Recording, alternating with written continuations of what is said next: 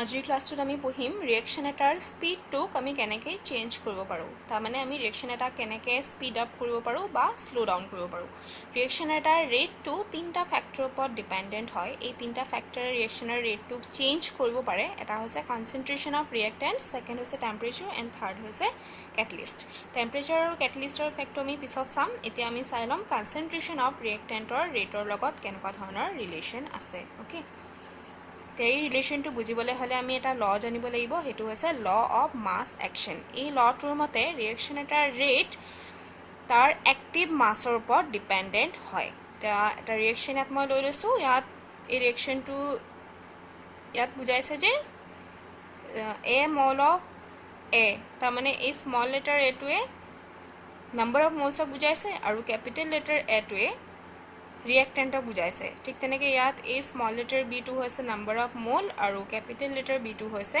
ৰিয়েক্টেণ্ট। ইয়াত চি আৰু ডি, এই ডাঙৰ চি আৰু ডিবিলাক প্ৰডাক্ট আৰু সৰু চি আৰু ডি হৈছে number of moles. Okay, so' in this reaction A mole of A reacts with B mole of B and gives C mole of product C and D mole of product D.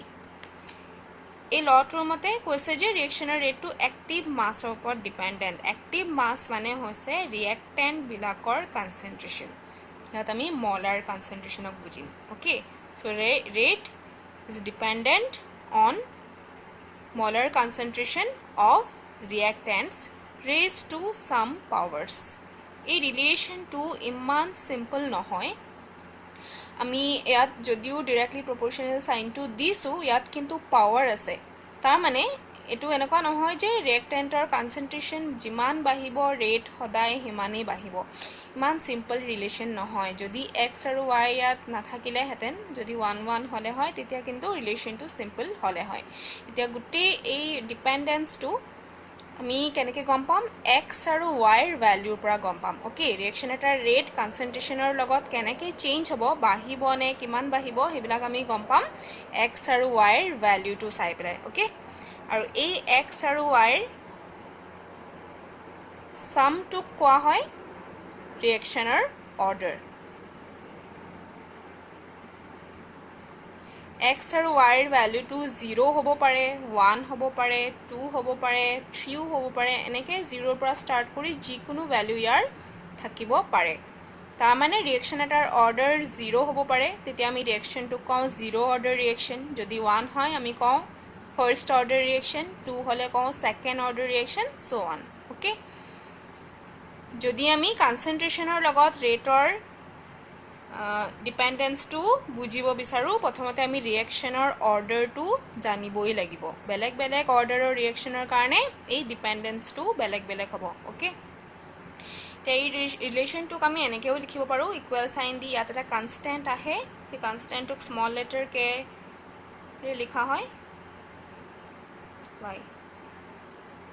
ঠিক আছে, this is known as rate ল।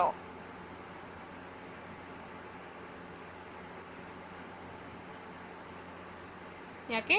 Rate ল বুলি কোৱা হয়। আৰু ইয়াত যে মই কেটো লিখিছোঁ, ই এটা কনষ্টেণ্ট হয়। এটা পাৰ্টিকুলাৰ ৰিয়েকশ্যনৰ কাৰণে ইয়াৰ এটা ফিক্স ভেল্যু থাকিব আৰু ই টেম্পাৰেচাৰৰ ওপৰতহে ডিপেণ্ডেণ্ট হয়। টেম্পাৰেচাৰ চেঞ্জ হ'লে কিন্তু কেটো চেঞ্জ হৈ যাব। ইয়াক কোৱা হয় ৰেট কনষ্টেণ্ট। বেলেগ বেলেগ ৰিয়েকশ্যনৰ ৰেট কনষ্টেণ্টৰ ভেল্যু বেলেগ বেলেগ হ'ব আৰু তাৰ কাৰণে আমি টেম্পাৰেচাৰটো জানিব লাগিব। টেম্পাৰেচাৰ চেঞ্জ কৰি দিলেই ইয়াৰ ভেল্যুটো চেঞ্জ হৈ যায়। এতিয়া ইয়াৰ ছিগনিফিকেঞ্চ হ'ল যে ই ৰিয়েকশ্যন এটাৰ ৰেটটোক বুজায়, মানে ৰিয়েকশ্যনটো কিমান স্পীডত হৈছে সেইটো আমি কেৰ ভেল্যুৰ পৰা বুজি পাওঁ। অ'কে, কেটো যদি বহুত হাই হয় আমি বুজিম যে ৰিয়েকশ্যনৰ ৰেটটো বহুত হাই। হায়াৰ কে মিনছ হায়াৰ ৰেট। হায়াৰ কে হোৱা মানে আমি হায়াৰ ৰেটক বুজিম। অ'কে, এইটোৱে হৈছে কেৰ ছিগনিফিকেঞ্চ। যদি কোনোবা ৰিয়েকশ্যনৰ কাৰণে কেৰ ভেল্যুটো বহুত কম থাকে, বুজিবা যে ৰিয়েকশ্যনটো বহুত শ্ল'লি হ'ব। ঠিক আছে, এতিয়া আমি অকণমান অৰ্ডাৰৰ ওপৰত ডিছকাছ কৰোঁ, কিয়কি গোটেই বস্তুটো আমি টপিকটো যিটো পঢ়ি আছোঁ সেইটো অৰ্ডাৰৰ লগতে ৰিলেটেড হয়। এতিয়া ৰিয়েকশ্যন এটাৰ অৰ্ডাৰ যেতিয়া 0 হ'ব, তেতিয়া আমি ৰিয়েকশ্যনৰ ৰেট লটো কেনেকৈ লিখিম চোৱা। For 0 order reaction, rate law will be rate equal to constant to আহিবই আমি এই লটো 0 অৰ্ডাৰ কাৰণে লিখিব বিচাৰিছো তাত x আৰু y ৰ যোগফলটো কিমান হৈ থাকিব 0 হি 0 টো মই এনেকৈ লিখি দিব পাৰো ৰিয়েক্টেন্টৰ ওপৰত পাৱাৰটো তাৰ মানে 0 হৈ থাকিব যিমানে ৰিয়েক্টেন্ট থাকিব গুটেই ৰিয়েক্টেন্ট বিলাকৰ কনসেন্ট্ৰেচনৰ ওপৰত পাৱাৰ হ'ব 0 ইয়াক সিম্পলি মই এনেকৈ লিখি দিলেও হ'ব rate equal to k क्योंकि anything raised to the power 0 will give value 1 এটো 1 এই হৈ যাব যিমান বিলাকে থাকক তাৰ মানে কনসেন্ট্ৰেচন টাৰ্মটো ইয়াৰ পৰা নাইকিয়া হৈ যাব 0 অৰ্ডাৰ ৰিয়েকচনৰ কাৰণে ৰেট লটো এনেকুৱা ধৰণৰ হয় এটা সহজে ইয়াত কনসেন্ট্ৰেচন টাৰ্মটো নাই তাৰ মানে ৰেটটো কনসেন্ট্ৰেচনৰ ওপৰত ডিপেন্ড কৰাই নাই ওকে ৰেটটো সদায় কনস্ট্যান্টই থাকিব rate is equal to rate constant মই কৈছো যে এই k এর ভ্যালুটো ফিক্স হয় যদি টেম্পারেচারটো ফিক্স থাকে k এর ভ্যালু ফিক্স থাকিব টেম্পারেচারটো চেঞ্জ কৰিলেহে k চেঞ্জ হ'ব তাৰ মানে 0 অৰ্ডাৰ ৰিয়েকচনৰ কাৰণে ৰেটটো সদায় ফিক্স হৈ থাকে যদি টেম্পাৰেচাৰ চেঞ্জ কৰা হয় তেতিয়াহে ৰেট চেঞ্জ হ'ব ওকে কনসেন্ট্ৰেচনৰ লগত ইয়াৰ কোনো ধৰণৰ ৰিলেশন নাথাকিব ৰিয়েক্টেন্টৰ কনসেন্ট্ৰেচন আমি লাগিলে যিমানেই লৈ স্টাৰ্ট কৰো ৰিয়েকচনৰ ৰেটটো কিন্তু একেই থাকিব কনসেন্ট্ৰেচন বহালেও কমালেও ৰেট চেঞ্জ নহব only for 0 order reaction কোনোবা এজনে যদি 1 mol per liter লৈ ৰিয়েকচন এটা স্টাৰ্ট কৰিছে ৰিয়েক্টেন্টৰ ইমান কনসেন্ট্ৰেচন লৈছিল আৰু বেলেগ এজনে যদি হে একেই ৰিয়েকচনটো 10 mol per liter লৈ স্টাৰ্ট কৰিছে তেতিয়া দুইজনৰে ৰেটটো কিন্তু স্পিডটো একেই হ'ব এই বেছি লৈছে বুলি বলে ইয়াৰ ৰিয়েকচনৰ ৰেট স্পিডটো বেছি হ'ব তেনেকুৱা ধৰণৰ একো কথা নাই কিয়কি ৰিয়েকচনটো হৈছে 0 অৰ্ডাৰ ৰিয়েকচন ওকে আকৌ যদি মই কনসেন্ট্ৰেচন বহাই 100 mol per liter কৰি দিও তাত যদি আমি আৰু অকমান ৰিয়েক্টেন্ট এডো কৰি দিও 100 কৰি দিও তেতিয়াও মোৰ ৰিয়েকচনৰ ৰেটটো কোনো ধৰণৰ চেঞ্জ নহব ৰেটটো সদায় কনস্ট্যান্ট হৈ থাকিব বুজি পালা আৰু নেক্সট আমি চাও ফাৰ্স্ট অৰ্ডাৰ ৰিয়েকচন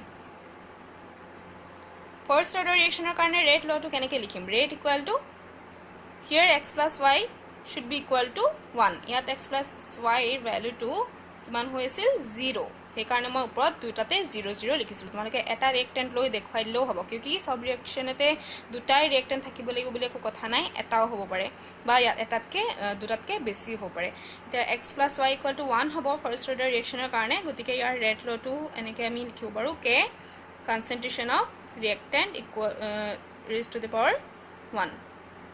ঠিক আছে আৰু ইয়াত সেকেন্ড ৰিয়েক্টেন্টটো যদি আমি লিখো তাৰ ওপৰত আমি obviously 0 দিব লাগিব আৰু সেই কাৰণে মই দিয়া নাই এটো অকল এটোৱে লিখিছো x + y এৰ ভ্যালুটো আমি 1 হে দেখাব লাগে এতিয়া ইয়াৰ পৰা মই বুজিম যে এই 1 টো দিয়া আৰু নিদিয়াটো একেই কথা ইয়াক 1 নিদিও আমি লিখি দিব পাৰো k concentration of a power 1 to আছে ইয়াত বুজিম যে ৰেট টু ইয়াৰ লগত ডাইৰেক্টলি প্ৰপৰ্শনাল হয় তাৰ মানে কনসেন্ট্ৰেচনটো আমি যিমান ইনক্ৰিজ কৰিম ৰিয়েকচনৰ ৰেটটো হিমানে ইনক্ৰিজ হ'ব এতিয়া এই এক্সাম্পলটো তাকো চাই লোৱা suppose this reaction was A first order reaction ধৰি লৈছো যে মই এই যি ডাটা ইয়াত দিয়া আছে এই ডাটাটো কোনো ফাৰ্স্ট অৰ্ডাৰ ৰিয়েকচনৰ কাৰণেহে হয় তেতিয়া কি হ'ব যদি এজনে ইমান কনসেন্ট্ৰেচন লৈ ৰিয়েকচন কৰিছে আৰু একেটা ৰিয়েকচন বেলেগ এজনে যদি 10 mol per liter লৈ কৰিছে তেতিয়া সেই সেকেন্ড জনে কৰা ৰিয়েকচনটোৰ ৰেটটো ফাৰ্স্টটোৰ 10 টাইমছ হ'ব কিয়কি কনসেন্ট্ৰেচনটো 10 টাইমছ হৈ আছে গতিকে ৰেটটো 10 টাইমছ ইনক্ৰিজ হৈ যাব আৰু ইয়াৰ পৰা যেতিয়া ইয়ালে যাম এগেইন 10 টাইমছ ৰেটটো বাঢ়িব মানে স্পীড আপ হৈ গৈ থাকিব কনসেন্ট্ৰেচন যিমান বঢ়োৱা হ'ব ৰেটটো হিমান গুণেই বাঢ়ি যাব ঠিক আছে 1 mol concentration পৰা 1 mol per liter concentration পৰা যদি মই 2 mol per liter concentration কৰি দিও তেতিয়া ৰিয়েকচনৰ ৰেটটো কি হৈ যাব আগৰ ৰেটৰ ডাবল হৈ যাব ঠিক আছে বুজি পালা এটো concentration ডাবল কৰিলে ৰেট ডাবল হ'ব concentration ট্ৰিপল কৰিলে ৰেটটো ট্ৰিপল হ'ব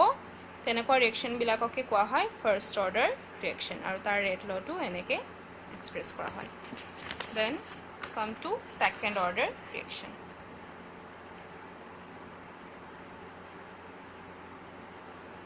second order reaction এটাৰ কাৰণে x + y এই পাৱাৰ বিলাকৰ যোগফলটো হ'বগে 2 তেয়াক মই বেলেগ বেলেগ ধৰণৰ লিখি দেখাব পাৰো ৰেট লটো মই এনেকেও লিখিব পাৰো কেটোতো আহিবই কিয়কি কনষ্টেণ্ট হয় ই থাকিবই ৰেট লত সদায় কনচেন্ট্ৰেশ্যন অফ এ স্কোৱাৰ দি দিব পাৰোঁ যদি ইয়াত স্কোৱাৰ দি দিছোঁ তাৰমানে এই এ ৰিয়েক্টেণ্টটোৰ কাৰণে ইয়াৰ সাপেক্ষে ৰিয়েকশ্যনৰ অৰ্ডাৰটো হৈছে 2 অ'কে এনেকৈ লিখি মই এটা ছেকেণ্ড অৰ্ডাৰ ৰিয়েকশ্যনক বুজাব পাৰোঁ তাৰ ৰেট লটো এনেকৈ এক্সপ্ৰেছ কৰি দিব পাৰি এতিয়া ইয়াৰ মিনিংটো হৈছে যে যেতিয়া আমি এই এৰ কনচেন্ট্ৰেশ্যনটোক ডাবল কৰিম ৰেটটো 4 টাইমছ বাঢ়িব কিয়কি ইয়াৰ কনচেন্ট্ৰেশ্যনৰ ওপৰত কি আছে স্কোৱাৰ আছে অ'কে কোনোবা এটা ৰিয়েক্টেণ্টৰ সাপেক্ষে যদি ৰিয়েকশ্যন এটাৰ অৰ্ডাৰটো ছেকেণ্ড অৰ্ডাৰ হয় তেতিয়া বুজিবা সেই ৰিয়েক্টেণ্টৰ কনচেন্ট্ৰেশ্যন ডাবল কৰিলে ৰেটটো 4 টাইমছ আহে যদি মই এইটো 3 টাইমছ কৰি দিওঁ কনচেন্ট্ৰেশ্যন তেতিয়া ৰেটটো 3 স্কোৱাৰ কিমান হয় 9 টাইমছ বাঢ়িব অ'কে 1 মোল পাৰ লিটাৰ মই লৈ পেলাই ৰিয়েকশ্যন এটা কৰি আছিলোঁ ইয়াৰ ছাপোজ ৰেটৰ ভেলুটো হৈছে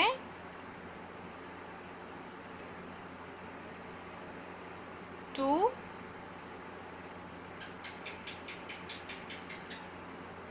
ভেলুটো 2 বুলি মই ধৰি লৈছোঁ অ'কে ইয়াৰ মই ইউনিটটো এতিয়া লিখা নাই কিয়কি মই ইউনিটৰ ওপৰত একো এতিয়ালৈকে কোৱা নাই একচুৱেলি মোল পাৰ লিটাৰ পাৰ ছেকেণ্ডে হ'ব এইটো ৰেটৰ ইউনিট আৰু যদি কনচেন্ট্ৰেশ্যনটো মই 1ৰ পৰা ইনক্ৰিজ কৰি 3 মোল পাৰ লিটাৰ কৰি দিছোঁ তেতিয়া মোৰ ৰেটটো চেঞ্জ হ'ব আগৰ ৰেটটো আছিল মোৰ 2 এতিয়া মোৰ ৰেটটো হৈ যাব কিয়কি এইটো ছেকেণ্ড অৰ্ডাৰ ৰিয়েকশ্যনৰ কাৰণে আমি কৈ আছোঁ কথাটো এই গোটেই মই ডেটাটো ছেকেণ্ড অৰ্ডাৰ ৰিয়েকশ্যনৰ কাৰণে দেখুৱাইছোঁ ইয়াত ৰিয়েক্টেণ্টৰ কনচেন্ট্ৰেশ্যন 3 টাইমছ কৰিলোঁ গতিকে ৰেটটো কিমান টাইমছ বাঢ়িব 3 স্কোৱাৰত ইনক্ৰিজ হ'ব মানে 9 টাইমছ চ' 9 ইনটু 2 18 হৈ যাব এইটো 9 ইনটু 2 18 মোল পাৰ লিটাৰ পাৰ ছেকেণ্ড আমি ৰেটৰ ভেলুটো ইমান পামগৈ অ'কে কনচেন্ট্ৰেশ্যন যিমান বাঢ়িব তাৰ ছেকেণ্ড পাৱাৰত ৰেটটো ইনক্ৰিজ হ'ব এতিয়া মই গোটেই বস্তুখিনি আকৌ এবাৰ দেখুৱাই দিছোঁ ইয়াতে বেলেগ এটা ৰিয়েকশ্যন লৈ ছাপোজ এটা ৰিয়েকশ্যনৰ কাৰণে ৰেট লটো এনেকৈ দেখুওৱা হৈছে ৰেট ইকুৱেল টু কে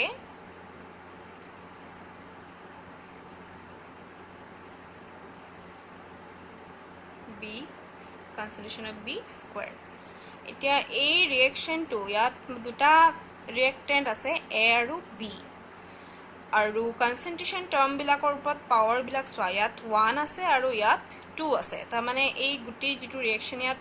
যিটো ৰিয়েকশ্যনৰ কাৰণে ৰেট লটো লিখা হৈছে তাৰ এক্স প্লাছ ৱাই ভেলুটো কিমান হৈ আছে 3 এইটো এটা থাৰ্ড অৰ্ডাৰ ৰিয়েকশ্যনৰ কাৰণে দেখুওৱা আছে কিন্তু যদি আমি ইণ্ডিভিজুৱেলি চাবলৈ যাওঁ কনচেন্ট্ৰেশ্যন অফ এ ইয়াৰ ওপৰত পাৱাৰ কিমান আছে 1 একো নাই মানে 1 আছে তাৰমানে ৰিয়েকশ্যনটো with respect to A first order হয় আৰু with respect to B second order হয় অ'কে আমি ইণ্ডিভিজুৱেলি চাব লাগিব কোনটো ৰিয়েক্টেণ্টৰ ওপৰত কিমান পাৱাৰ আছে যদিও অভাৰঅল অৰ্ডাৰটো 3 হয় অকল এক যদি আমি চাওঁ ৰিয়েকশ্যন অৰ্ডাৰ হৈ গ'ল ফাৰ্ষ্ট আৰু বিৰ লগত ৰিলেশ্যনটো কেনেকুৱা ছেকেণ্ড অৰ্ডাৰৰ নিচিনা ঠিক এতিয়া এৰ কনচেন্ট্ৰেশ্যন ডাবল কৰিলে ৰেটটো ডাবল হৈ যাব যদি বিৰ কনচেন্ট্ৰেশ্যন ডাবল কৰোঁ ৰেটটো ডাবল নহ'ব ইয়াৰ ওপৰত পাৱাৰ কিমান আছে 2 আছে ই ছেকেণ্ড অৰ্ডাৰ হৈ আছে ইয়াত সেইকাৰণে ৰেটটো 4 টাইমছ বাঢ়িব অ'কে কনচেন্ট্ৰেশ্যন অফ এটো যদি আমি ডাবল কৰি দিওঁ ৰেটটো ডাবল হ'ব why because with respect to a the order of the reaction is first আৰু যদি b টো আমি ডাবল কৰোঁ ৰেট 4 টাইমছ বাঢ়িব ইয়াৰ ওপৰত 2 থকাৰ কাৰণে এইটো 4 টাইমছে বাঢ়িব এতিয়া ক্লিয়াৰ হৈছে নে ফাৰ্ষ্ট অৰ্ডাৰ আৰু ছেকেণ্ড অৰ্ডাৰ এইবিলাকে কি মিন কৰে ঠিক আছে ইয়ালৈকে এতিয়া নেক্সট মই ৰেট কনষ্টেণ্টৰ ওপৰত চাম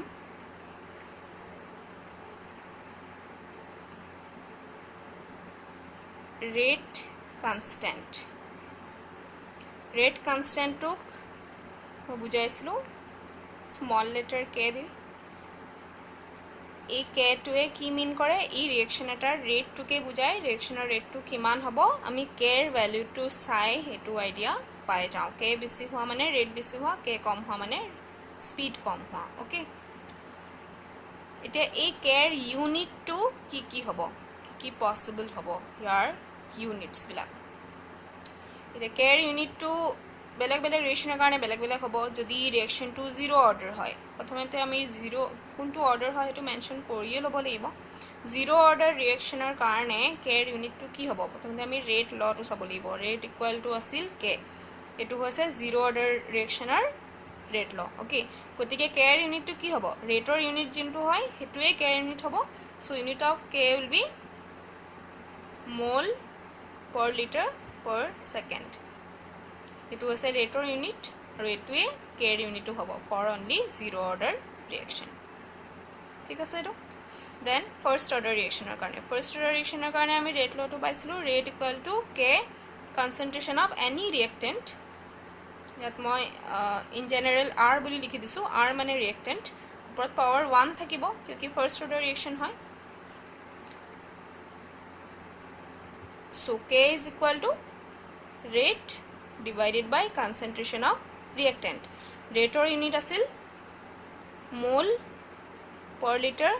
per second aru concentration of R or unit to hol mole per liter thik ase ekita cancel gol ki thaki gol okol per second so for first order reaction the unit of K is per second temi second order to sum second order reaction karone rate law to me enike likhibo paru rate equal to K concentration of reactant square দুটা reactant লিখি আমি ওপৰত 1 1 দিলেও x + y = 2 এ হ'ব বা আমি এনেকেও লিখি দিব পাৰো একে ওলাব যেনেকে কৰা okay so K is equal to rate divided by concentration of reactant square ৰেটৰ ইউনিট হৈছে mole per liter per second আৰু কনচেন্ট্ৰেচনৰ ইউনিট হৈছে মোল per liter দুটা আছে ইয়াত স্কয়াৰ আছে গতিকে মই ইয়াত দুটা লিখি দিছো মোল per liter তে ওপৰতো এটা মোল per liter আছে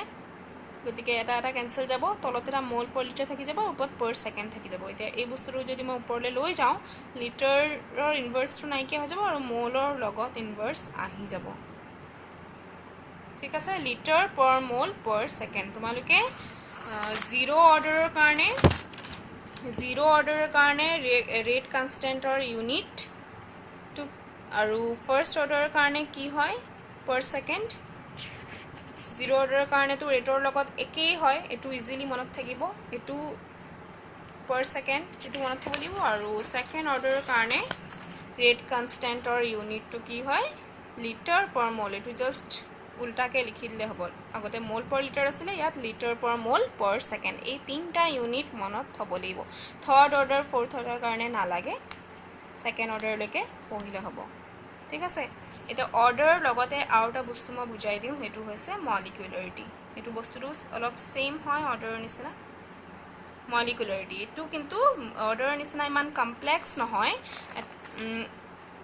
ই একেবাৰে সিম্পল বস্তু হৈছে ই হৈছে number of reactant in a reaction এটা যিমান কিটা reactant থাকিব তাৰ টোটাল নম্বৰটোকে মলিকুলাৰিটি বুলি কোৱা হয় এতিয়া reaction এটা এনেকে যদি মই লিখো a + b goes to c + d তে তোমালোকে কি চাবা নাম্বাৰ অফ মোল বিলাক চাবা একো নাই ইয়াত একো দিয়া নাই তাৰ মানে কিমান আছে 1 মোল 1 মোল 1 মোল 1 মোল আছে তাৰ মানে ইয়াৰ পৰা বুজা গৈছে যে এৰ এটা মলিকুলে বিৰ এটাৰ লগতে ৰিয়েক্ট কৰি আছে গতিকে ইয়াৰ মলিকুলাৰিটিৰ ভ্যালু হ'ব 2 ঠিক আছে টোটাল নাম্বাৰ অফ ৰিয়েক্টেন্ট হে আমি চাব লাগে যদি ৰিয়েকচনটো এনেকুৱা হলে হয় 2 mole of A reacts with 1 mole of B to give C and D তেতিয়া হলে হয় 2 + 1 = 3 মলিকুলাৰিটি 3 হলে হয় গতিকে মলিকুলাৰিটি দেখিছা যে ই একেবাৰে সিম্পল বস্তু ৰিঅ্যাকশনৰ স্টয়কিওমেট্ৰি চাই আমি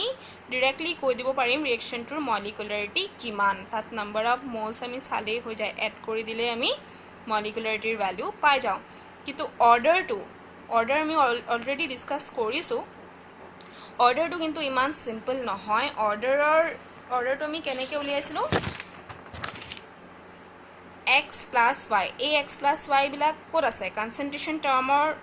ওপৰত আছে পাৱাৰ হিচাপে আছে কিন্তু এই x আৰু y ৰ স্টয়কিওমেট্ৰিৰ লগত আমি দেখিছো কোনো ৰিলেশন নাই x আৰু y টো ইয়াত এপিয়াৰে নাই হোৱা এতিয়া এই ৰিঅ্যাকশনটো যদি মই লওঁ এই ৰিঅ্যাকশনটোৰ কাৰণে মলিকুলাৰিটিৰ ভ্যালু কিমান হ'ব number of mole of A plus number of mole of B মানে A plus B হৈ যাব তো এটো স্টয়কিওমেট্ৰি চাই ৰিঅ্যাকশনটো জাস্ট চাই আমি ক'ব পাৰো কিন্তু x আৰু y ৰ ভ্যালুটো আমি ৰিঅ্যাকশনটো চাই ক'ব নোৱাৰো স্টয়কিওমেট্ৰিৰ পৰা এটো উলিয়াব নোৱাৰি ইয়াৰ কাৰণে আমি এক্সপেৰিমেন্ট কৰিব লাগিব ৰিঅ্যাকটেন্স বিলাকৰ কনসেন্ট্ৰেশন বিলাক চেঞ্জ কৰি চাব লাগিব ৰেটটো কেনেকৈ চেঞ্জ হয় যদি কনসেন্ট্ৰেশন চেঞ্জ কৰিলেও ৰেটটো চেঞ্জে নহয় তেতিয়া আমি বুজিম যে এই ভ্যালুটো 0 হৈ আছে যদি কনসেন্ট্ৰেশন যিমান চেঞ্জ কৰো ৰেটটো হিমানে চেঞ্জ হয় বুজিম যে এটো 1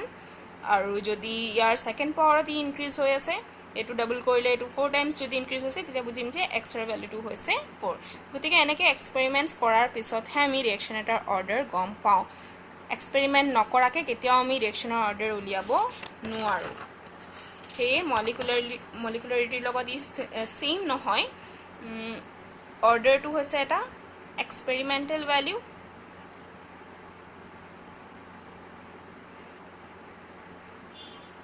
কিন্তু মলিকুলাৰিটি হৈছে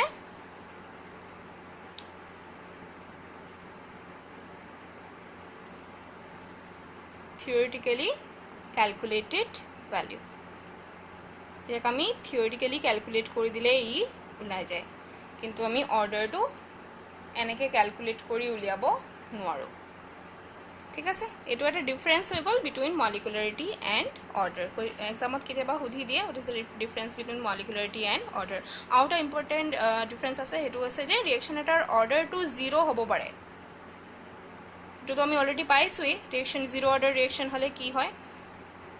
কিন্তু মন কৰা যে ৰিঅ্যাকশনৰ নাম্বাৰ অফ ৰিঅ্যাকটেন্টটো কেতিয়াও 0 হ'ব নোৱাৰে it can not be 0 okay that's not possible 0 হোৱা মানে কি ৰিঅ্যাকশনটোত কোনো ধৰণৰ ৰিঅ্যাকটেন্টে নাই হেতু কেনেকৈ পসিবল হ'ব ৰিঅ্যাকশন নহব তেনেকৈ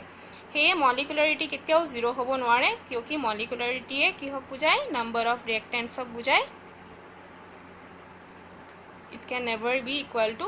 0 but order of reaction can be equal to 0 ঠিক আছে